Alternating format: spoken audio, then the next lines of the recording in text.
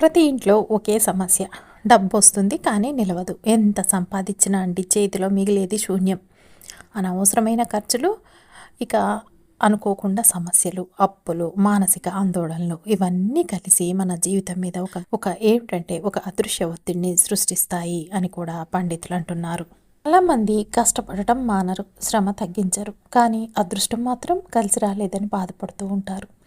ఇలాంటి సమయంలో మన పెద్దలు చెప్పిన చిన్న చిన్న ఆధ్యాత్మిక సూచనలు ఎంతో శక్తివంతంగా పనిచేస్తాయి అని కూడా శాస్త్రాల్లో చెప్పబడిందని పండితులు చెప్తున్నారు.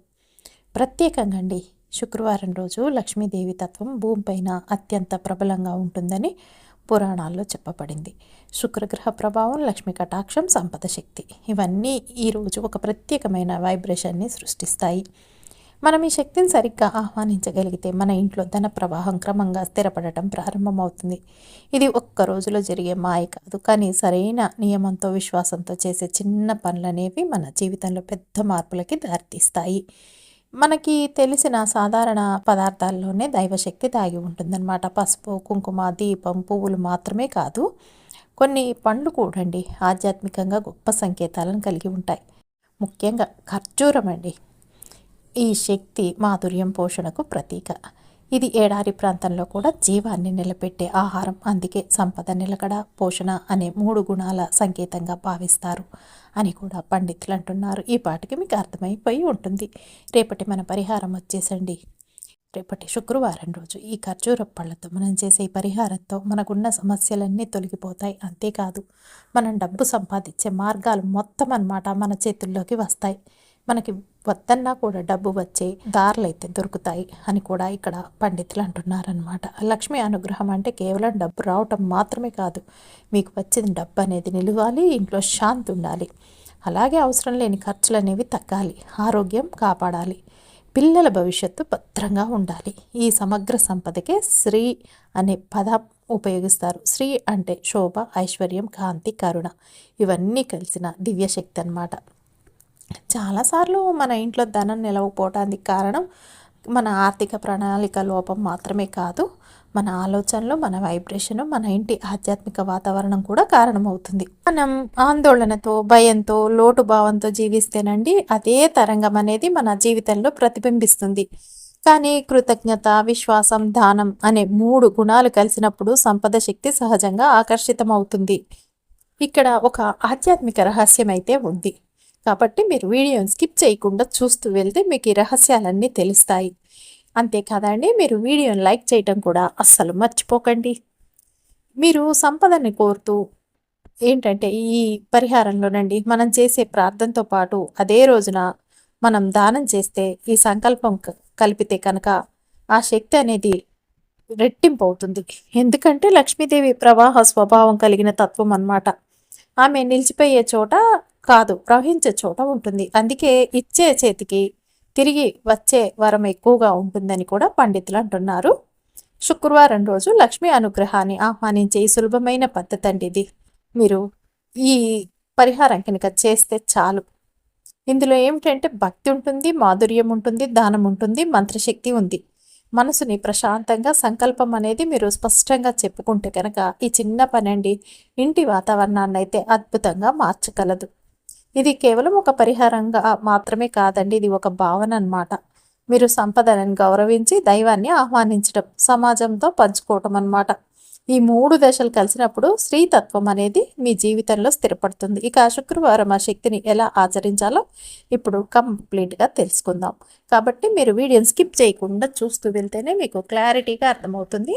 అంతేకాదండి, మీరు ఫస్ట్ సారి మా ఛానల్కి వచ్చినట్టయితే సబ్స్క్రైబ్ చేసుకోండి. అంతకుముందు వచ్చి కూడా సబ్స్క్రైబ్ చేసుకొని వారు ఉంటే తప్పకుండా సబ్స్క్రైబ్ చేసుకొని పక్కనే ఉన్న బెల్ ఐకాన్ని ప్రెస్ చేయండి మరిన్ని ఇలాంటి వీడియోల కోసం.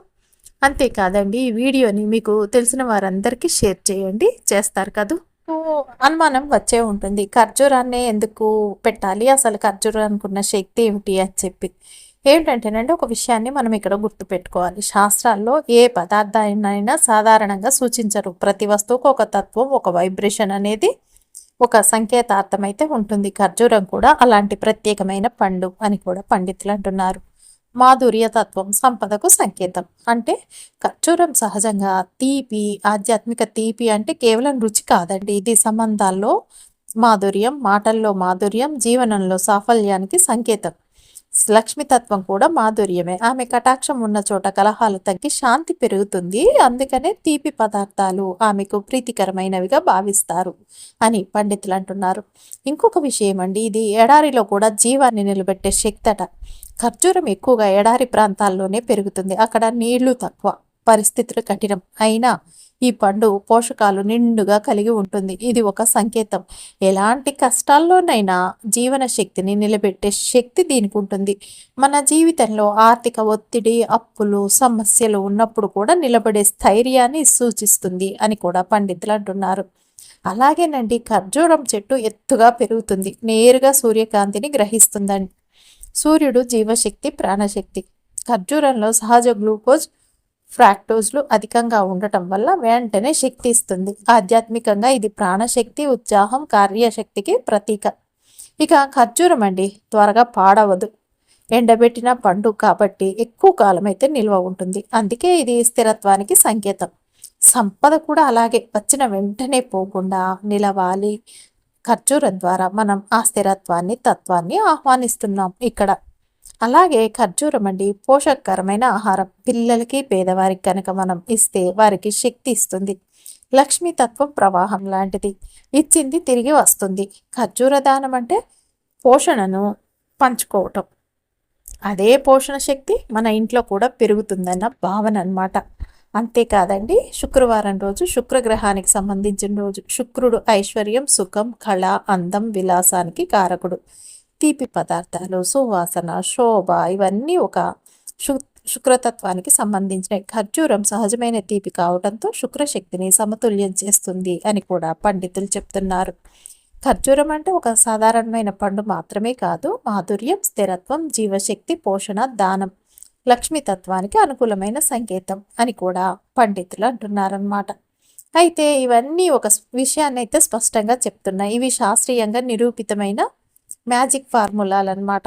ఒక రకంగా చెప్పాలంటే ఏంటంటేనండి, ఇవి ఆధ్యాత్మిక విశ్వాసాలు, సంకేతార్థాలు. మనసు విశ్వాసం, కృతజ్ఞత నియమంతో చేస్తే మన ఆలోచన విధానం మారుతుంది. ఆ మార్పే మన ఆర్థిక జీవితాన్ని కూడా క్రమంగా ప్రభావితం చేస్తుంది అని కూడా పండితులు అడుగుతున్నారు. ఇక ఈ పరిహారంలోకి వెళ్లే ముందండి ఒక విషయాన్ని అయితే తెలుసుకుందాం. అంటే ఎవరి జీవితంలోనైనా దరిద్రం ఎందుకు వస్తుంది, ఎలాంటి పనులు చేయటం వల్ల లక్ష్మీదేవి ఇంట్లో ఉండదు, ఎలాంటి పుణ్యం చేయటం వల్ల లక్ష్మీదేవి ఇంట్లోకి వస్తుందో తెలుసుకుందాం. ఒకసారి నారద మహాముని శ్రీకృష్ణ భగవానుడి వద్ద వచ్చి, మహాత్మా, నా మనసులో 3 ప్రశ్నలు ఉన్నాయి, వాటికి మీరు సమాధానం చెప్పితే నేను చాలా ధన్యుణ్ణి అవుతాను అని అన్నాడు. మీ వాటికి సమాధానం చెప్తే నా మనసు శాంతి లభిస్తుంది, మీరు వాటికి సమాధానం చెప్తే అంటాడు. అప్పుడు శ్రీకృష్ణ భగవానుడు నారద మహాముని, నిస్సందేహంగా నీ మనసులో ఉన్న ప్రశ్నలను అడుగు, నేను వాటికి తగిన సమాధానం ఇస్తాను అంటారు. అప్పుడు నారద మహాముని మహాత్మునితో, జీవితంలో ఏ కారణం చేత దరిద్రం వస్తుంది, ఏ పాపం వల్ల లక్ష్మీదేవి ఇంట్లో ఉండదో, అలాగే ఎలాంటి పుణ్యం చేస్తే లక్ష్మీదేవి ఇంట్లో నివాసం ఉంటుంది అని ప్రశ్నిస్తాడు. అప్పుడు శ్రీకృష్ణ భగవానుడు, నారద మహాముని, నువ్వు చాలా మంచి ప్రశ్న వేశావు, ఇవి ప్రతి ఒక్కరికి కూడా జీవితంలో ఉపయోగపడే మంచి అద్భుతమైన ప్రశ్నలు అని అన్నారు. అందుకనే దీన్ని మీకు పూర్తిగా అర్థం కావటానికి ఒక కథ రూపంలో మీ ప్రశ్నలన్నిటికీ సమాధానం చెప్తాను. మీరు పూర్తిగా కథ విన్నారు అంటే మీకు విషయం ఏమిటో అద్భుతంగా అర్థమవుతుంది అని చెప్పారు. ఒక రాజ్యంలో సత్యనాథుడు అనే రాజు ఉండేవాడు. ఆయన చాలా అంటే చాలా దయాహృదయుడు, ధర్మాత్ముడు. ప్రజల కోసం ఎన్నో మంచి మంచి త్యాగాలు, పనులు, సేవలు చేసేవాడు. ఎన్నో దాన ధర్మాలు లెక్క పెట్టలేనన్ని చేసేవాడు. తన రాజ్యానికి పక్క రాజ్యం నుంచి కానీ, పక్క ఊర్ల నుంచి కానీ ఎవరన్నా వర్తకులు వచ్చి వారు చేసే వ్యాపారంలో ఆ వ్యాపారం యొక్క వస్తువులు కనుక అమ్ముడు పోకపోతే మహారాజే స్వయంగా సాయంత్రం వెళ్ళి ఆ వస్తువుల్ని కొని తెచ్చుకునేవాడు. అలా అతను తన రాజ్యానికి వచ్చిన ప్రతి ఒక్కరిని కూడా ఉత్తి చేతులతో అస్సలు పంపించేవాడే కాదు. దానికోసం ఈ రాజు ఏం చేశాడు అంటే సైనికుల్ని నియమించాడు. ఈ వర్తకుల దగ్గరికి, ప్రతి ఒక్కరి దగ్గరికి సాయంత్రం అయ్యేసరికి వెళ్ళి ఏ వస్తువులు మిగిలిపోయినా ఆ వస్తువులన్నీ తీసుకొని దానికి తగిన ధనాన్ని ఇచ్చి ఆ వస్తువుల్ని తెచ్చే ఏర్పాటుని చేసుకున్నాడు ఈ రాజు. ఆయన ఈ విధంగా పరిపాలించటం వల్ల ఆయన యొక్క గొప్పతనం అన్ని విధాలుగా అన్నమాట మొత్తం రాజ్యాలన్నిటికి కూడా పాకిపోయింది. ఆయన పేరు, ఆయన గొప్పతనం, ఆయన దాన ధర్మాలనేవి. ప్రతి ఒక్కరు కూడా ప్రతి రాజ్యంలో ఆ రాజు గురించి చాలా గొప్పగా చెప్పుకోవటం మొదలుపెట్టారు. అలా అలా వెళ్ళి ఆ విషయం కాస్త ధర్మరాజుకి తెలిసింది. దానితో రాజుకి ఒక ఆలోచన వచ్చింది. సత్యనాథుడి యొక్క గొప్పతనాన్ని స్వయంగా వెళ్ళి తెలుసుకొని చూద్దాము. ఇది నిజమెంత అబద్ధమెంత అందరు ఇంత బాగా మెచ్చుకుంటున్నారు ఈయనని ఆయన మారువేషంలో సత్యనాథుడి రాజ్యానికి బయలుదేరాడు యమధర్మరాజు. అయితే ఆయన డైరెక్ట్గా వెళ్లకుండా ఒక మారు వేషం వేసుకున్నాడు. పేద బ్రాహ్మణుడి వేషం వేసుకొని ఆయన చేతిలో ఒక సంచి తీసుకొని ఆ సంచి నిండా కూడా చెత్త చెదారం పెట్టుకొని ఇక సత్యనాథుడి యొక్క రాజ్యంలోకి ప్రవేశించి ఈ వర్తకులు ఉండే చోటికి చేరుకుని వాటిని అమ్మే ప్రయత్నం చేస్తున్నాడు యమధర్మరాజు. కానీ ఆ పనికిరాని వస్తువుల్ని ఏ ఒక్కరు కూడా కొనకుండా వెళ్ళిపోతూ ఉన్నారు. అలాంటి వస్తువులు ఎవ్వరికి ఉపయోగపడవు. అలాంటి ఉపయోగం లేని వస్తువుల్ని ఎవ్వరు కూడా కొనలేదు. ఇక సాయంత్రం అయిపోయింది. ఆ విధంగానే ఆ సాయంత్రం కాగానే సైనికులు బయలుదేరి నగలు డబ్బు తీసుకొని ఈ బ్రాహ్మణుడి దగ్గరికి వచ్చారు. వారు వచ్చి అడిగారు, బ్రాహ్మణుడా, నీ వస్తువుల్ని ఎవ్వరు ఇంకా కొనుక్కోలేదా? అసలు నువ్వు ఏం అమ్ముతున్నావు అని. ఏదైనా ఉండని, మహారాజు గారి ఆదేశం ప్రకారం సాయంత్రం వరకు ఏ వస్తువు అయితే అమ్ముడుపోదో అది మహారాజు గారు కొనుక్కుంటారు. కాబట్టి నీ పెట్టెలో ఏమున్నాయి అని అడిగారు. వాటి విలువ ఎంత అని అడుగుతారు. అప్పుడు ఆ బ్రాహ్మణుడుండి, చూడండి, నేను ఈ పెట్టెలో అంటే ఈ సంచిలో దరిద్రాన్ని తీసుకువచ్చాను, అంటే అంతా చెత్తనే నింపుకొని తెచ్చాను, దీని విలువ 1000 బంగారు నాణ్యాలు అని చెప్తాడనమాట. ఈ బ్రాహ్మణుడు చెప్పిన మాటలు విన్న సైనికులు నవ్వుకుంటూ, నీకు పిచ్చి పట్టిందా? ఆ దరిద్రాన్ని ఎవరు తీసుకుంటారు? దానికి ఏ విలువ లేదు, అసలు విలువలేని వస్తువుల్ని తెచ్చావు నువ్వు అని అంటారు. అప్పుడు ఆ బ్రాహ్మణుడు అంటాడు, చూడండి, దీనికి ఏ విలువ లేకపోతే ఈ వస్తువుల్ని తిరిగి నా ఇంటికి తీసుకువెళ్తాను. అయితే నేను మహారాజు గారి గురించి విన్న గొప్పతనం అంతా కూడా అబద్ధమే. మహారాజు తన రాజ్యంలోకి వర్తకానికి వచ్చిన వారిని ఎవరిని కూడా ఉత్తి చేతులతో పంపడు అని నేను విన్నాను. ఏది మిగిలినా కొనుక్కుంటారు అని కూడా అనుకున్నాను.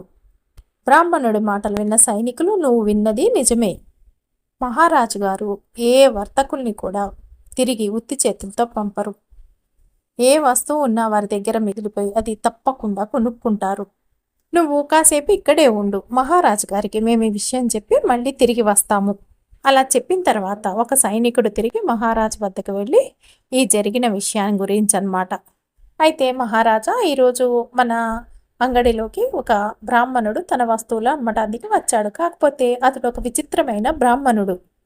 అతను ఒక సంచిలో చెత్తను నింపుకొని వచ్చి, ఇందులో దరిద్రం ఉంది, దీన్ని 1000 బంగారు నాణాలకి అమ్ముతాను అని అంటున్నాడు అని చెప్తాడు. అది విన్న మహారాజు, వెంటనే మీరు వెళ్ళి అతడు అడిగిన ధనాన్ని అతనికి ఇచ్చి అవి కొనుక్కొని తీసుకురండి, లేకపోతే నేను ఇచ్చిన మాటని తప్పవలసి ఉంటుంది, నేను ఎప్పటికీ కూడా మాట తప్పను అని మహారాజు అంటాడు. ఇక దానితో సైనికులు తిరిగి ఆ బ్రాహ్మణుని వద్దకు చేరుకొని, ఓ బ్రాహ్మణుడా, నీకు 500 బంగారు నాణాలు ఇస్తాము, ఆ సంచిని మాకు ఇచ్చి నువ్వు మీ ఇంటికి ఆనందంగా తిరిగి వెళ్ళు అని అంటారు. అప్పుడు బ్రాహ్మణుడు అంటాడు, చూడండి, నేను దీన్ని 1000 నాణాలకైతేనే అమ్ముతాను, కానీ 500 నాణాలకి మీరు అడుగుతున్నారు, కానీ నేను అంత తక్కువ ధరకైతే ఇయ్యను, 1000 నాణాలకు మాత్రమే ఇస్తాను అని ఖచ్చితంగా చెప్తాడు. మీకు ఇష్టం ఉంటే తీసుకోండి, లేకపోతే ఇక్కడి నుంచి వెళ్ళిపోండి అని చెప్తాడా బ్రాహ్మణుడు. వెంటనే సైనికులు తిరిగి మళ్ళీ మహారాజు దగ్గరికి వెళ్ళి, మహారాజా, ఆ బ్రాహ్మణుడికి మేము 500 నాణాలు ఇస్తాము, ఆ సంచి ఇయ్యమన్నాము, కానీ 1000 నాణాలకి నేను తక్కువ ఇయ్యనంటున్నాడు, చూస్తేనేమో ఆ సంచిలో మొత్తం చెత్త దరిద్రం తప్ప ఏమీ లేదు అని చెప్తారు. దాన్ని 1000 బంగారు నాణాలు పెట్టి మనం కొనుక్కోవటం ఉచితం కాదు మహారాజా అని చెప్తారనమాట. అప్పుడు రాజు అంటాడు, చూడండి, ఇది నా సత్యానికి నా ధర్మానికి సంబంధించిన విషయం, నేను ఎవ్వరిని కూడా నా రాజ్యం నుంచి ఉట్టి చేతులతో పంపలేను, ఇప్పటి వరకు కూడా ఎవరిని పంపలేదు. నేను సత్యాన్ని ధర్మాన్ని ఎప్పుడు కూడా విడవను, నా ప్రాణం పోయినా సరే. మీరు వెళ్ళి ఆ బంగారు నాణాలు 1000 అతనికిచ్చి ఆ వస్తువుల్ని తీసుకురండి అంటూ రాజు భటుల్ని ఆదేశించాడు. వెంటనే సైనికులు తిరిగి వెళ్ళి ఆ బ్రాహ్మణుడికి 1000 నాణాలు అడిగినట్టుగా ఇచ్చేసి ఆ దరిద్రపు సంచిని తీసుకొని రాజుగారి దగ్గరికి మళ్ళీ వచ్చి చేరారు. ఆ బ్రాహ్మణుడు ఆ బంగారు నాణాలు తీసుకొని ఆ రాజ్యం నుంచి తిరిగి వెళ్ళిపోయాడు. అప్పుడు మహారాజు ఆ పెట్టెని రాజమందిరంలో ఉంచమని ఆదేశించారు. ఇక ఆ రాత్రి మహారాజు రాజమందిరం ముందు చల్లగాలిలో అటు ఇటు తిరుగుతూ ఉన్నారు.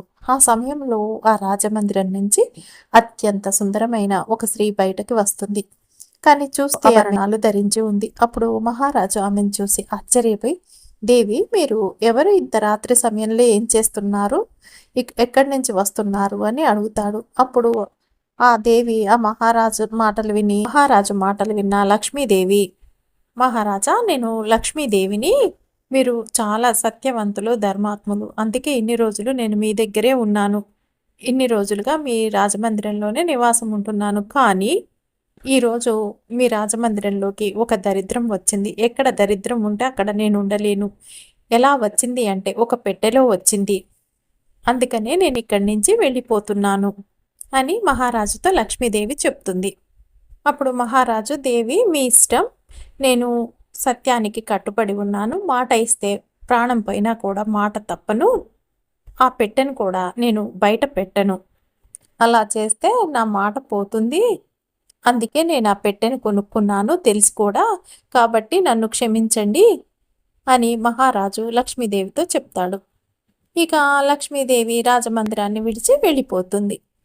కొద్దిసేపటికి మహారాజుకి ఒక అందమైన పురుషుడు రాజమందిరం నుంచి బయటికి రావటం కనిపించింది. రాజు ఆ మనిషిని చూసి, మీరు ఎవరండి? ఇక్కడికి ఎలా వచ్చారు? మీరు ఎందుకు వెళ్తున్నారు? ఎక్కడికి వెళ్తున్నారు అని అడుగుతాడు. నా పేరు దానం.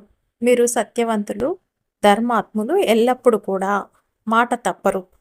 అలాగే ధర్మాన్ని నమ్ముకున్నారు. అందుకే నేను ఇన్ని రోజులు మీ రాజమందిరంలోనే నివసిస్తున్నాను. కానీ లక్ష్మీదేవి ఇక్కడి నుంచి వెళ్ళిపోయింది. ఇక లక్ష్మీదేవి లేనప్పుడు మీరు దానాలు ఎలా చేస్తారు? ఇప్పుడు మీ వద్ద ధనం లేదు. అందుకే నేను మిమ్మల్ని విడిచి వెళ్ళిపోతున్నాను మహారాజా అని చెప్తాడు దానం. అప్పుడు మహారాజు ఈ విధంగా అంటాడు, సరే దాన దేవత, మీరు వెళ్ళవచ్చు. నేను మటుకు ఇచ్చిన మాటను తప్పను. నా ప్రాణాన్నైనా విడుస్తా కానీ అని అంటాడు. దాంతో దానం అక్కడి నుంచి వెళ్ళిపోతాడు. అలా వెళ్ళిపోయిన తర్వాత కాసేపటికే మరొక సుందరుడు అయిన వ్యక్తి బయటికి వస్తూ కనిపిస్తాడు. మహారాజు మళ్ళీ అతన్ని ఆపి, మీరెవరు? లోపలికి ఎలా వచ్చారు? ఎందుకు బయటికి వెళ్తున్నారు అని అడుగుతాడు. అంటే, మహారాజా, నేను పుణ్యాన్ని ప్రదర్శించే యజ్ఞాన్ని మీరు దాన ధర్మాలు చేశారు. అందుకే నేను మీ రాజ్యంలో నివాసాన్ని ఏర్పరచుకున్నాను. కానీ ఇప్పుడు లక్ష్మీదేవి దానం వెళ్ళిపోయారు కాబట్టి ఇక మీరు ఇప్పుడు ఏమి పుణ్యాలు, యాగాలు అవి చేయలేరు. కాబట్టి నేను కూడా మిమ్మల్ని విడిచి వెళ్ళిపోతున్నాను అని చెప్తాడు. ఎందుకంటే దానం చేయలేకపోతే యజ్ఞం సంపూర్ణం కాదు. కాబట్టి నేను కూడా ఇక్కడ ఉండటం లేదు అని చెప్తాడు. అప్పుడు మహారాజు, సరే మీ ఇష్టం, మీరు కూడా వెళ్ళిపోవచ్చు అని చెప్తాడు. అలా వెళ్ళిపోయిన కాసేపటికి ఇంకొక వ్యక్తి కూడా బయటికి వస్తూ కనిపిస్తాడు. మళ్ళీ మహారాజు అడుగుతారు, ఎవరు మీరు? ఎక్కడి నుంచి వస్తున్నారు? ఎందుకు ఎక్కడికి వెళ్ళిపోతున్నారు అని. అప్పుడు ఆ సుందర పురుషుడుండి, మహారాజా, నేను యశస్సును. మీరు చేసిన పుణ్యాల కారణంగా నేను ఇన్ని రోజులు మీ వద్ద నివసిస్తున్నాను. లక్ష్మీదేవి, దానవుడు, యజ్ఞము అన్నీ వెళ్ళిపోయారు కదా, అవి లేకుండా మీకు యశస్సు లభించదు. అందుకే నేను కూడా మిమ్మల్ని వదిలి వారితోనే వెళ్ళిపోతున్నాను అని చెప్తాడు. ఇక దానితో మహారాజు ఆయనకి నమస్కరించి, సరే మీరు కూడా వెళ్ళిపోవచ్చు అని చెప్తాడు. అతను వెళ్ళిపోతాడు. అంతలో కాసేపు అయ్యాక ఒక అందమైన ఆడామె బయటికి వస్తుంది రాజమందిరంలోంచి. రాజుండి ఆమెను చూసి, మీరెవరండి? మీరు కూడా ఎందుకు బయటికి వెళ్తున్నారు అని అడుగుతాడు. అప్పుడు ఆ స్త్రీ ఉండి, మహారాజా, నా పేరు కీర్తి. లక్ష్మి, దానం, యజ్ఞం, యశస్సు ఇవన్నీ కూడా నిన్ను విడిచి వెళ్ళిపోయాయి. ఇవేవి లేకుండా నిన్ను కీర్తి అనేది వరించదు. కాబట్టి నేను కూడా వెళ్ళిపోతాను అంటుంది. ఇక మహారాజు ఆమెను కూడా పంపించి వేస్తాడు. ఆమె వెళ్ళిపోయిన తర్వాత ఇంకొక పురుషుడు బయటికి వస్తాడు రాజమందిరం నుంచి. మహారాజు ఆయనను చూసి మహారాజు అడుగుతాడనమాట, పురుషుడా, మీరెవరు? మీరు కూడా నన్ను విడిచి వెళ్ళిపోతున్నారా అని దీనంగా.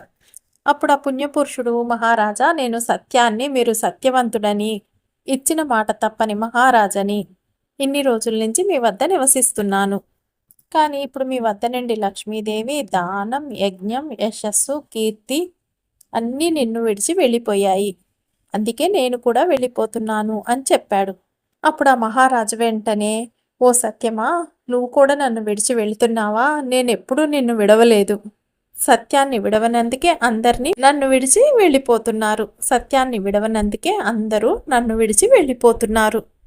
నేను సత్యంగా ఉండటానికి దరిద్రాన్ని కూడా ఇంట్లో ఉంచుకున్నాను.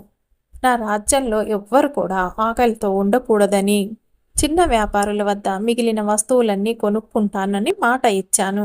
ఆ మాట నేను తప్పితే సత్యాన్ని విడిచిపెట్టినట్టే. అందుకే పొద్దున్న అది దరిద్రమని తెలిసినా కూడా తెచ్చి కొనుక్కొని ఇంట్లో పెట్టుకున్నాను. ఈ కారణంగానే లక్ష్మీదేవి, దానం, యజ్ఞం, కీర్తి, యశస్సు అందరూ వెళ్ళిపోయారు. సత్యంగా ఉన్నందుకే అందరూ నన్ను విడిచి వెళ్ళిపోయారు. ఇక నువ్వు కూడా నన్ను విడిచి వెళ్ళిపోతే నేను బ్రతికి ఉన్నా ఏం లాభం లేదు అని మహారాజు అంటాడు. అప్పుడు సత్యం అంటాడు, మహారాజా, నువ్వు బాధపడకు, నా వల్ల నిన్నందరూ విడిచి వెళ్ళిపోయారు కదా, నేను మాత్రం జీవితాంతం నిన్ను విడిచి ఎక్కడికి వెళ్ళను, మీతోనే ఉంటాను. మీరు నిజంగానే సత్యవాది, ధర్మాత్ములు అని అంటాడు. ఇక నేను ఇక్కడే ఉంటాను అంటూ లోపలికి వెళ్ళిపోతాడు. అలా ఆయన రాజమందిరంలోకి తిరిగి వెళ్ళిపోగానే కొద్దిసేపటికే ఒక అందమైన స్త్రీ మళ్ళీ రాజుగారి ముందు ప్రత్యక్షమవుతుంది. అప్పుడు మహారాజు ఆశ్చర్యంగా, దేవి, నువ్వు ఇప్పుడే వెళ్ళిపోయిన కీర్తివి కదా, ఇక్కడ ఉండనని వెళ్ళిపోయారు కదా, మళ్ళీ తిరిగి వచ్చారేమిటి అని అడుగుతాడు. అప్పుడు కీర్తి ఉండి, మహారాజా, నన్ను క్షమించు, నేను లక్ష్మి, యజ్ఞం, దానం లేకుండా ఉండగలను, కానీ సత్యవంతుడు లేకుండా ఉండలేను. అంటే సత్యం లేకుండా నేను అక్కడ ఉండలేను. సత్యం ఎక్కడ ఉంటే నేను అక్కడ ఉంటాను. కాబట్టి నేను సత్యం ఎక్కడుంటే అక్కడ ఉంటాను. కాబట్టి నేను లోపలికి వెళ్తాను అంటుంది. మహారాజు చాలా సంతోషించి కీర్తికి స్వాగతం పలుకుతారు. ఆమె రాజమందిరంలోకి వెళ్ళిపోతుంది. ఆమె వెళ్ళిన కాసేపటికే యశస్సు కూడా తిరిగి మహారాజు దగ్గరికి వస్తాడు. మహారాజు, ఓ మహాత్మా, నువ్వు యశస్సుడు కదా, తిరిగి మళ్ళీ ఎందుకు వచ్చారు? ఇందాక ఉండనని వెళ్ళిపోయారు కదా అని అడుగుతాడు.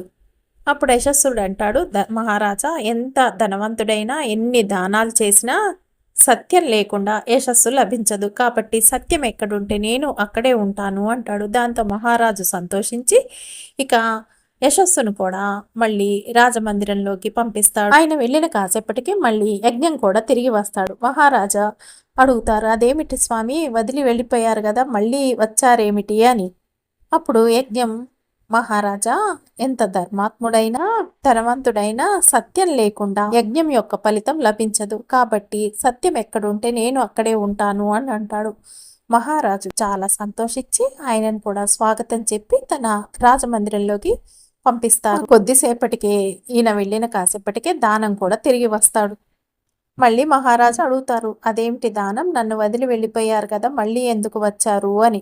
అప్పుడు దానం ఏమంటాడంటే, అప్పుడు దానం ఏం చెప్పాడంటే, మహారాజా, నేను మిమ్మల్ని విడిచి వెళ్ళిపోయాను, కానీ మీ దగ్గర ఇప్పుడు దానం, సత్యం ఎక్కడ ఉంటే నేను అక్కడే ఉంటాను.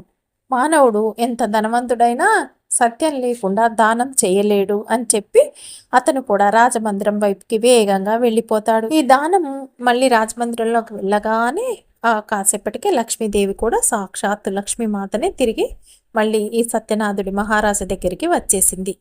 అప్పుడు మహారాజు, దేవి తిరిగి వచ్చినందుకు చాలా సంతోషం, కానీ తిరిగి రావటానికి గల కారణం ఏమిటి అని అడుగుతాడు. అప్పుడు లక్ష్మీదేవి, మహారాజా, ఇదంతా కూడా నీ సత్యాన్ని పరీక్షించటానికి.